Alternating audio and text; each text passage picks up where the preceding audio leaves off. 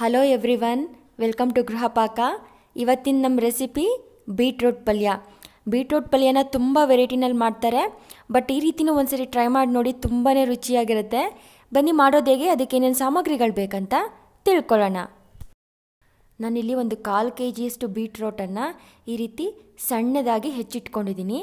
ತುಂಬ ದೊಡ್ಡದಾಗೆಲ್ಲ ಹೆಚ್ಚಿಟ್ಕೊಳ್ಬೇಡಿ, ಈ ಸೈಜಲ್ಲಿ ಹೆಚ್ಚಿಟ್ಕೊಂಡ್ರೆ ಸಾಕಾಗತ್ತೆ. ದೊಡ್ಡ ಗಾತ್ರದ ಒಂದು ಈರುಳ್ಳಿನ ಈ ರೀತಿ ಸಣ್ಣದಾಗಿ ಹೆಚ್ಚಿಟ್ಕೊಂಡಿದ್ದೀನಿ.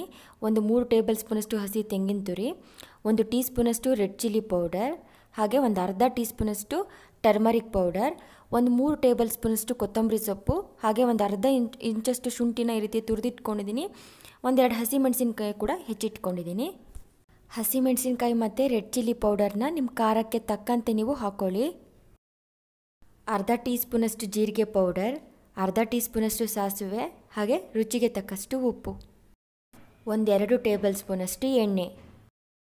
ಕಡಾಯಿಗೆ 1-2 ಟೇಬಲ್ ಸ್ಪೂನಷ್ಟು ಎಣ್ಣೆ ಹಾಕ್ಕೊಂಡಿದ್ದೀನಿ. ಎಣ್ಣೆ ಬಿಸಿಯಾದ ನಂತರ ಸಾಸಿವೆ ಹಾಕ್ಕೊಳ್ಳಿ.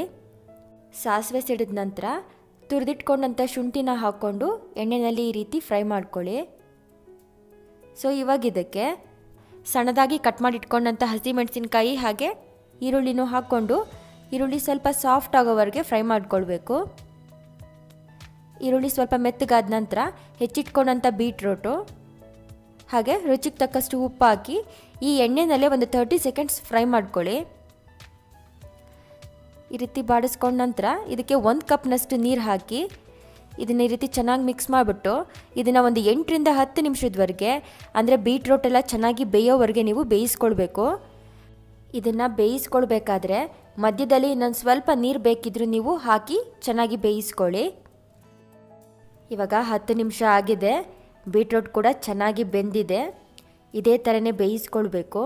ಹಾಗೆ ನೀರೆಲ್ಲ ಹಿಂಗಿದೆ ನೋಡಿ. ಇವಾಗ ಇದಕ್ಕೆ ಅರಿಶಿಣದ ಪುಡಿ ಹಾಗೆ ರೆಡ್ ಚಿಲ್ಲಿ ಪೌಡರು, ಹಸಿ ತೆಂಗಿನ ತುರಿನೂ ಹಾಕ್ಕೊಂಡು ಇದನ್ನು 1 ನಿಮಿಷದವರೆಗೆ ಇದೇ ರೀತಿ ಎಣ್ಣೆನಲ್ಲೇ ಫ್ರೈ ಮಾಡ್ಕೊಳ್ಳಿ.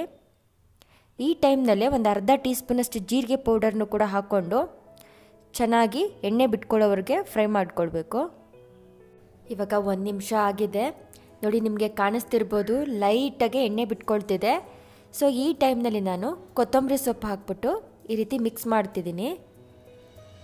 ತುಂಬಾ ರುಚಿಯಾಗಿರುತ್ತೆ. ನಾವು ಯಾವಾಗಲೂ ಬೀಟ್ರೂಟನ್ನು ತುರಿದ್ಬಿಟ್ಟು ಮಾಡ್ತೀವಿ ಪಲ್ಯನ. ಒಂದ್ಸರಿ ಈ ರೀತಿನೂ ಟ್ರೈ ಮಾಡಿ ನೋಡಿ, ತುಂಬಾ ಟೇಸ್ಟಿಯಾಗಿರುತ್ತೆ.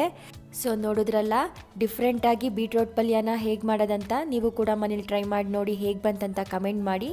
ಈ ವಿಡಿಯೋ ನಿಮ್ಗೆ ಇಷ್ಟ ಆಗಿದ್ರೆ ಲೈಕ್ ಮಾಡಿ, ಹಾಗೆ ನಿಮ್ಮ ಫ್ಯಾಮಿಲಿ ಫ್ರೆಂಡ್ಸ್ ಜೊತೆ ಈ ವಿಡಿಯೋನ ಶೇರ್ ಮಾಡಿ. Thank you so much for watching.